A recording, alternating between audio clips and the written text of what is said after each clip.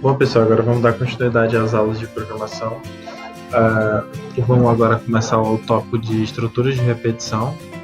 Então, novamente, estamos aqui na plataforma Nips Academy.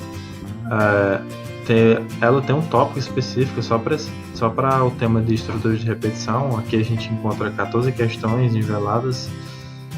Então, eu vou escolher aqui uma questão que eu resolvi recentemente, que eu acho que dá para dar uma boa fixada no tema e dá para a gente conversar sobre aplicações dessa técnica. O melhor jeito de estudar a técnica sempre é resolvendo questões. Se vocês se interessarem em programação competitiva, vocês vão ter que resolver muita questão e é isso. A melhor prática é a resolução de questões. Então, aqui a gente tem a questão de consecutivos, que caiu na primeira fase da OBI de 2012. Então, vamos ler aqui a questão rapidamente para entender a lógica e então a gente discutir uma possível solução. Então, no sorteio que distribui prêmios, o participante inicialmente sorteia um inteiro N e depois N valores. Então, o número de pontos do participante é de tamanho da maior sequência de valores consecutivos iguais. Por exemplo, suponhamos que um participante sorteia N igual a 11, e nessa ordem temos esses valores aqui. Então, o participante ganha 5 pontos correspondente aos 5 valores consecutivos de 40. Então, a gente tem aqui que tem 5 40 seguidos, né? Sorteou 6 valores iguais de 30, mas não são consecutivos, então só conta se for consecutivo. Então, aqui ele tem 4 30 e depois vem 5 40, então o que conta são 5 40. Então, a nossa tarefa aqui é ajudar na organização do evento, descrevendo um programa que determine o número de pontos de um participante. Então, a entrada vão ser 2 linhas, né, pelo visto. A primeira é um inteiro N, que são o número de valores sorteados, e a segunda são os valores em si, N valores. A gente só tem que responder a maior sequência consecutiva que existe. Então, aqui nesse caso aqui a gente tem 5 40, responde 5.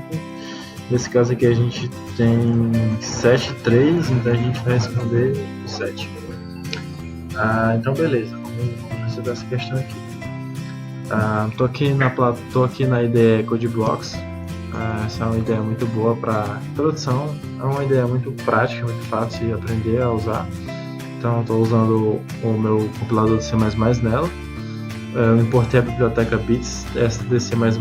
Essa biblioteca aqui, ela engloba tudo, engloba bibliotecas de entrada, bibliotecas matemáticas. Então é uma biblioteca bem completa, e quando você está resolvendo questões nesse estilo, você não quer perder tempo com questões de biblioteca. Então essa biblioteca aqui vai quebrar seu galho. Então vamos focar na questão. Então ele vai falar que primeiro vai entrar uma variável N, né? Então vamos ler ela aqui, armazenar em N ali direitinho. E o que vem agora é uma sequência de valores. Eu posso armazenar a sequência de valores em uma estrutura de dados conhecida como vetor. Então o meu vetor, ele nada mais é do que uma variável que pode armazenar um valor ou mais. Então quantos valores esse meu vetor pode armazenar? Por exemplo, se eu colocar 100, esse 100 aqui indica que dentro desse meu vetor eu tenho 100 espaços de inteiros. Então a tipagem é bem importante aqui. E, por exemplo, se meu vetor tivesse também um 4, eu poderia armazenar 4 valores nele, né? Então eu poderia colocar aqui 1, 2, 3 e 4. Então um vetor nada mais é do que uma estrutura que pode armazenar vários valores do mesmo tipo. Então, se isso aqui fosse um float, os valores que tem aqui no meu vetor, os 4, tem que ser todos do tipo float. Então, para essa questão aqui, ele fala de valores inteiros, então vou armazenar todos em inteiros. O vetor, uma característica muito importante dele é que ele não precisa ter um tamanho fixo. Então, de acordo com o tamanho do meu N aqui, eu posso colocar a leitura dele. Eu posso colocar o que eu li na minha variável N aqui. Eu posso colocar variáveis, isso que eu quis dizer com a parte do dinâmico. Então o valor que eu vou ler aqui em N vai ser exatamente o tamanho do meu vetor. Então o que eu preciso fazer agora é preencher os valores que vêm na minha entrada e armazená-los em cada uma das posições do meu vetor. Para isso eu vou usar a estrutura do for. Como usar o for? O for ele é separado em 3 blocos internos nessa parte entre os parênteses. Esses 3 blocos, eles são: o primeiro é a parte onde eu posso declarar a variável, certo? Então, por exemplo, aqui vai ser meu contador. Essa declaração poderia ser fora também, tá? Não tem, essa parte aqui pode ficar vazia. A parte que não pode ficar vazia é a parte do centro, que é a condição. Então, aqui na primeira parte, deixa eu colocar essa parte aqui dentro de novo. Então, aqui na primeira parte é onde eu vou colocar um contador, certo? Então, geralmente os contadores chamados de i, vocês vão ver muitas literaturas que é sempre i que eles usam na Unix. Então, aqui vem a minha condição. Por exemplo, enquanto o meu i for menor do que 100, enquanto essa condição aqui for verdadeira, ele vai executar o bloco de código que tiver aqui embaixo. Beleza? Então, um for, ele é isso, ele tem uma condição, e se essa condição for verdadeira, ele vai executar o que tiver entre as chaves, que é o bloco de código que tiver aqui. E aqui no final, a gente vai colocar, por exemplo, geralmente é usado um incrementador, que essa parte aqui é o que é executado após o bloco ser executado alguma vez. Por exemplo, se eu tenho uma trecho de código aqui, e se essa função for verdadeira, ele vai executar esse trecho de código, e depois que ele executar uma vez, ele vai e executa o que eu tenho aqui na minha parte final. Então, uma coisa que a gente tem que sempre tomar cuidado com o for é a parte dos loops infinitos. Por exemplo, se eu não tivesse esse incrementador aqui, o meu i nunca iria sair de 0. Então, esse aqui ele iria ser sempre menor que 100, e isso aqui seria executado eternamente. Então, beleza, como a gente pode aplicar isso na questão que a gente acabou de ler? Eu vou ler n valores, então eu posso contar de 0. Enquanto ele for menor do que meu n que eu li, vai ser o número de vezes que ele vai ser executado. Então, beleza. Como eu posso executá-lo? Como vão ser executados n vezes? O meu vetor ele é disposto em posições. Então, por exemplo, o meu vetor na posição 0, ele é o primeiro valor que eu armazenei nele, e assim sucessivamente. Os índices do valor de um vetor vão começar de 0. Então, por exemplo, se ele tem n posições, a minha primeira vai ser 0, e vai continuar assim até a posição n-1. Então, se ele tem n posições, a última posição válida de um vetor é a posição n-1. Então, se aqui fosse 10, a última aqui seria 9. Beleza? Então, vamos manter o n aqui. O meu i vai começar de 0 aqui, é importante, porque assim a minha primeira posição é 0. Então, o primeiro valor que eu quero ler, eu quero colocar na minha primeira posição do vetor. Então, eu posso começar de 0 aqui para facilitar a minha vida depois. Então, eu vou ler n vezes o meu vetor e vou armazenar no meu vetor, quero dizer. E o primeiro eu quero armazenar na posição 0, o segundo na posição 1, depois na posição 3, até o meu n. Então, é para isso que existe esse meu índice. Ele vai ser a variável que vai sendo incrementada e vai mudando de acordo com o meu for vai sendo executado.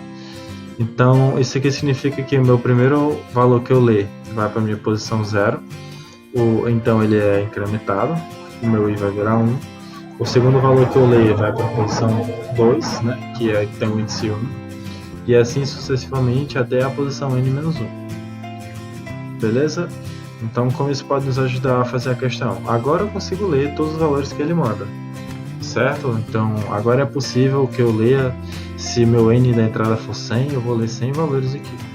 Então, agora isso é possível. Então, eu vou precisar armazenar a maior sequência. Então, vamos criar aqui uma variável de sequência atual.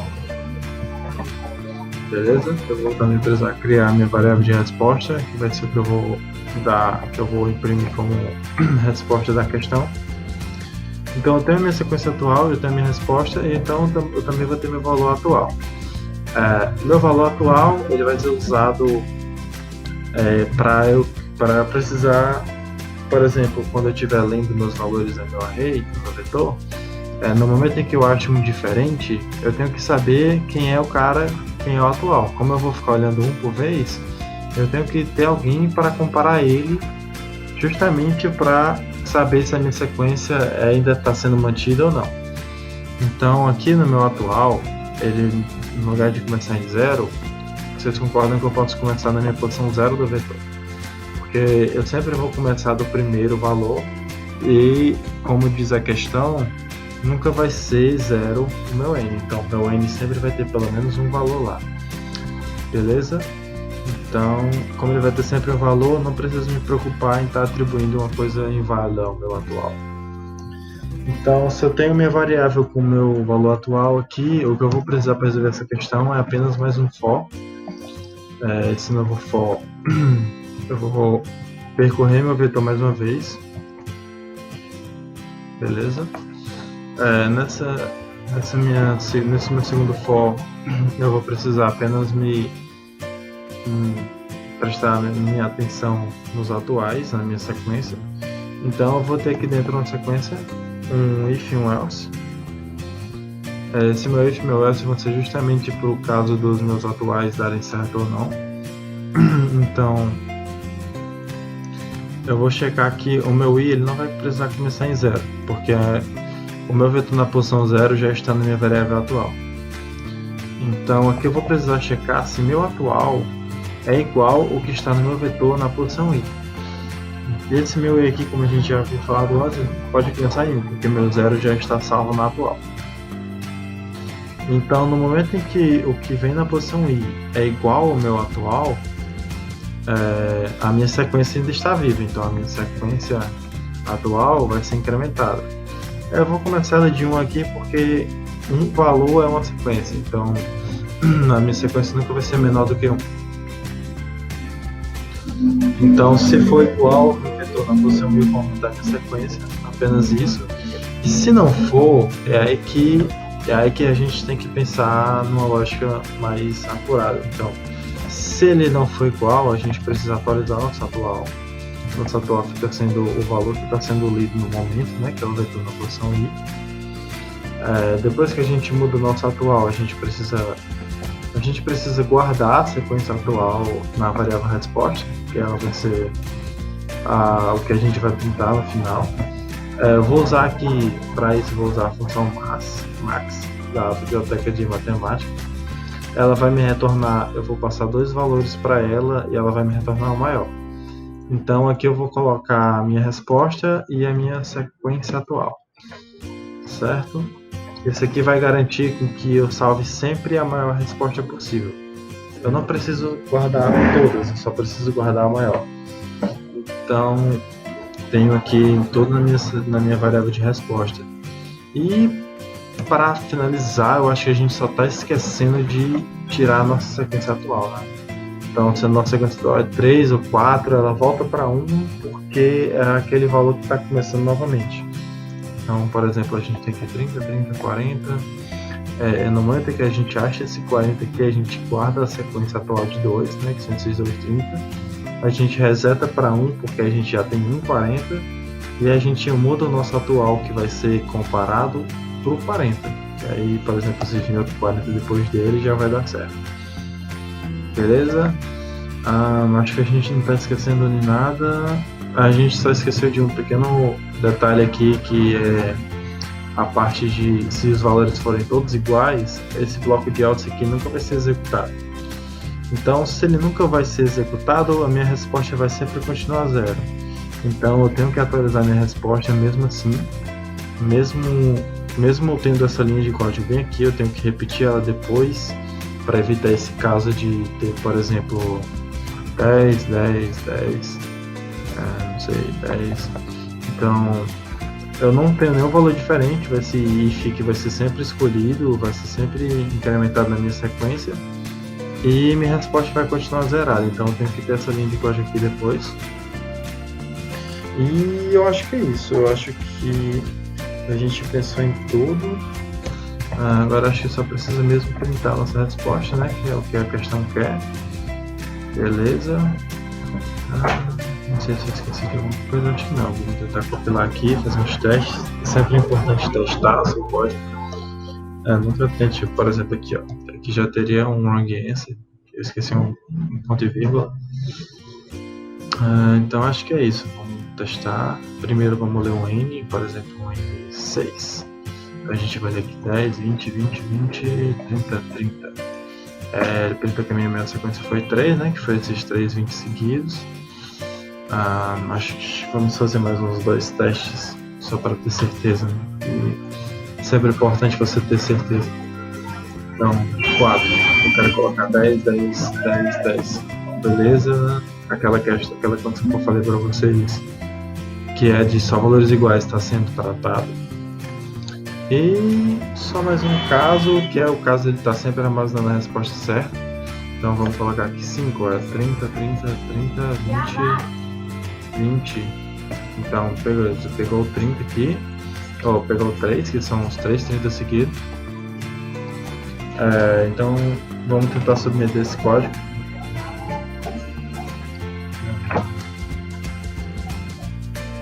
Então beleza, aqui na parte de submissão de código vou escolher a linguagem C++, enviar todo o código. A gente espera aqui a resposta. Beleza, solução correta. Então parece que a nossa solução deu certo para essa questão. Essa plataforma ela é muito importante para o seu treinamento, porque aqui, beleza, a gente conseguiu resolver essa questão, mas eu quero resolver mais, eu quero resolver questões mais difíceis. Então a plataforma disponibiliza isso para você. Se você quisesse fazer uma questão mais difícil, por exemplo, essa aqui do código que eu só tenho para fazer, essa questão da chuva, eu desafio a fazer ela também. É legal também que você pode ver o número de pessoas que já resolveu essa questão, para você saber se você está por dentro, né? Por exemplo, aqui só 13 pessoas fizeram essa questão. Se você conseguisse ser o 14º, acredito que seja uma sensação muito boa. Que é para uma plataforma com milhares de estudantes, só apenas 13 terem feito essa, significa que é uma questão bem interessante. Então, beleza. O outro assunto que eu queria falar com vocês é justamente para que falar tanto de treinamento, para que falar essas coisas. Justamente porque existem competições com esses tópicos. Por exemplo, um que eu queria falar com vocês primeiro é a OBI, que é a Olimpíada Brasileira de Informática. Ela é mais voltada a alunos do ensino médio e alunos no começo da graduação. E como é que ela funciona? Ela tem várias fases, e as fases são com questões como essas que eu passei para vocês. Por exemplo, aqui nos consecutivos a gente vê que essa foi uma questão que foi passada na primeira fase da OBI. Então, na OBI, se eu não me engano, são 3 questões na primeira fase, e os alunos vão resolvendo questões e ganhando pontuações. Por exemplo, se a sua questão ela passa em todos os casos, ela vai ganhar a pontuação máxima. Se ela só passa em alguns casos específicos, ela ganha a pontuação mediana. E a sua pontuação ela é somada e você vai ter uma classificação no ranking geral. Então, a primeira que eu queria falar com vocês era a OBI. Ela é individual, ela é mais focada no desenvolvimento individual do aluno, saber como ele pensa individualmente. E para alunos de graduação e formações superiores existe a maratona de programação. A maratona de programação já é um pouco mais complexa, já existe um certo trabalho em equipe. As equipes são formadas de até 3 integrantes, até não, exatamente 3 integrantes e um técnico. Pode ter uma reserva também. Então elas funcionam no estilo de resolver questões que a gente vem conversando aqui. São 3 alunos em um computador, em uma prova de até 13 questões, e o ranking das equipes é com base no número de questões resolvidas. Então esse aqui é o site brasileiro que fala sobre a maratona. Inclusive a primeira fase está bem perto, né? No campus Aracati a gente escreveu uma equipe. A gente já teve representantes do campus em finais brasileiras, em posições bem interessantes, muito bem posicionados. E essas aulas são uma tentativa de incentivo para esse tipo de programação. Quando você começa a fazer essas coisas, você começa a resolver questões e aprender os algoritmos mais difíceis, a sua lógica de programação vai aumentando, você vendo que seu nível vai subindo, é muito interessante, chega até a ser um pouco viciante treinar. E os resultados são esses. As equipes de programação, por exemplo, aqui a final brasileira vai ser em Gramado. Os resultados são Esses alunos eles são muito bem vistos por empresas e outros patrocinadores que participam. E eu acho que é isso. Eu acho que eu queria falar com vocês sobre o que é a Maratona de Programação, né, que é essa competição em equipe para alunos de graduação e mestrado, essas graduações, essas formações superiores, e a Olimpíada Brasileira de Programação, que é focada em alunos do ensino médio e para desenvolvimento justamente de lógica de programação e estrutura desses algoritmos mais pesados, né, por assim dizer. E eu acho que é isso. A plataforma NIPS Academy foi feita nesse intuito, tanto de treinar a programação em si, para a faculdade, essas coisas, como também para estudar a programação competitiva para essas competições. E eu acho que é isso que eu queria passar para vocês. Valeu!